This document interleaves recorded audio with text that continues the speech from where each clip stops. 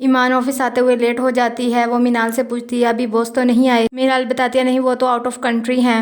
तभी ईमान के बाबा की कॉल आ जाती है, जोया को हॉस्पिटल लेकर गए हैं, तुम जल्दी से आ जाओ। ईमान मीनाल से पैसे लेती है उधार कुछ और हॉस्पिटल चली जाती है। ईमान पूछती है दानिश भाई नहीं आए। सवेरा कहती है तुम्हें पता तो है मेरे ससुराल में रिवाज है, पहली डिलीवरी अपने मायके में ही करती है लड़की। ईमान कहती है वो बच्चा दानिश भाई का भी है। सवेरा अपने अब्बू को कहता है इसको थोड़ा समझाएं, ससुराल में इस तरह जबान नहीं चला सकेगी ये। सिकंदर ईमान के पास आता है और बताता है ये आपके बाबा ने कमेटी डाली हुई थी, उन्हें जरूरत है इसलिए देने आया हूँ। ईमान कहती है ये तुम्हारी निकली है बाबा की नहीं, और हमारी जरूरत पूरी हो चुकी है। सवेरा कहती है दुआ करो बेटा ही हो। ईमान कहती है तुम्हारे ससुराल वालों को सारे फायदे तो बेटी वालों से पहुंचते हैं, फिर बेटा क्यों पसंद है। ईमान पूछती है बाबा आप किसका इंतजार कर रहे हैं। आलम साहब कहते हैं कि मैं सिकंदर का इंतजार कर रहा हूँ, उससे कुछ काम था। ईमान कहती है उस लड़के की नजर आपकी शॉप पर है। अभी सिकंदर आ जाता है और कहता है अल्लाह माफ करे मेरी ऐसी कोई सोच नहीं है। साकर बताती है मुबारक हो बेटा हुआ है। ईमान कहती है आप चले जाएं, अभी तक गए क्यों नहीं। सलार कहता है आलम साहब मेरे दोस्त हैं, उन्होंने परेशानी में मुझे बुलाया था, जब तक वो नहीं कहेंगे मैं नहीं जाऊंगा। सलार अपने घर जाता है तो मुलाजिम पूछता है आज कैसे आना हुआ। सलार कहता है बाबा से मिलना है। सलार कहता है काश मेरी माँ जिंदा होती तो मुझे किसी से कुछ कहने की जरूरत ना पड़ती। तभी उसका बड़ा भाई कामरान आ जाता है और कहता है बाबा से क्या काम है मुझे बताओ। सलार कहता है मेरे पास में एक शॉप है, कम रेट में सेल हो रही है, मुझे वो खरीदनी है। कामरान कहता है तुम भी अपनी माँ की तरह खुद ही मनसूबे बंदी बना लेते हो, तुम अंदर आओ तुम्हें मैं बताता हूँ।